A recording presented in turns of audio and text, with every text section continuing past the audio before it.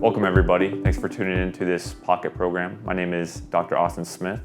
I'm a weight management physician here at Firelands Health, specifically in the Center for Coordinated Care. And today our topic of discussion is about obesity and its relation to hunger and the appetite regulating pathways. So to set the stage, we need to go back, just about 10,000 years ago, where our environment was largely different from what it is now. So our ancestors back in the day, they went through feast and famine. Food was largely unpredictable. It took, sometimes weeks to find calories. And therefore, traits have been developed over time that lead to overeating, storing calories as fat, seeking out calorie-dense foods. And that has been an issue in our current day environment where, there is no longer feast and famine. It's essentially, continuously feasting, right? There's highly palatable foods around every corner, gas stations, grocery stores. Food is, easy to obtain. And this has been a mismatch between, our food environment and our genetics. So as you can see on this diagram, the brain is very complex. There are three main appetite regulating pathways depicted here, and I'll go through each one. So we have the homeostatic system. Now this is quote unquote the weight set point. You might hear this referred to as. Essentially you can view this as a thermostat for your body weight. It differs for everybody.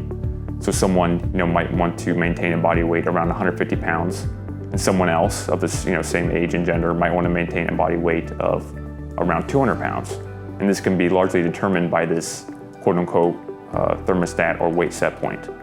There's also the reward system, which is largely dictated by the neurotransmitter dopamine. So when you eat calorie-dense foods, foods with added sugar, added fat, foods that our brain loves, there's this surge of dopamine that's released, and that's going to reinforce the behavior of seeking out these foods and consuming these foods. And you can see the last portion here is executive function. And this is a small piece of the pie, but this is quote-unquote willpower. So willpower is somewhat involved with body weight and appetite regulation, but it is a small piece of the pie. And just keep in mind that these other systems and pathways, they overlap and they talk to each other. And it's largely outside of your control, kind of under the influence of your conscious nature. As we discussed earlier, the disease of obesity is very complex. As you saw with those pathways, there's a lot of overlap, there's a lot of factors that go into those pathways, there's a lot of hormones being produced by those pathways. And most are largely outside of your control, especially when it comes to genetics, but there are things you can do to influence those pathways on a day-to-day basis.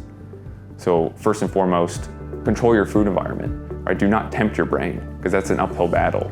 Because there's going to be stuff that's released outside of your control, such as dopamine, that's going to encourage unhealthy behaviors. So keep, minimally processed, high fiber, high protein rich foods in your household, and that will help regulate your appetite and lower these weight set points that are established in your brain. Something else you can do, physical activity. You're not only burning calories, but you're also going to help regulate your appetite through affecting those pathways. Mitigating stress, so proper sleep, and then healthy coping strategies when you do come across stress, as stress is somewhat inevitable, will help mitigate some of these harmful factors within those pathways. So in addition to all those healthy lifestyle habits I just discussed, the one thing that you can start doing right now today is to avoid sugary caloric drinks. This includes fruit juice, soda pop, flavored coffees, sweet tea, energy drinks, sport drinks. These sugary drinks are high in sugar, and it's a huge bolus of sugar that gets right into your circulation, and your brain loves this. And it's going to influence your weight set point over time in a negative manner, and you're going to want to defend a higher body weight because of these drinks.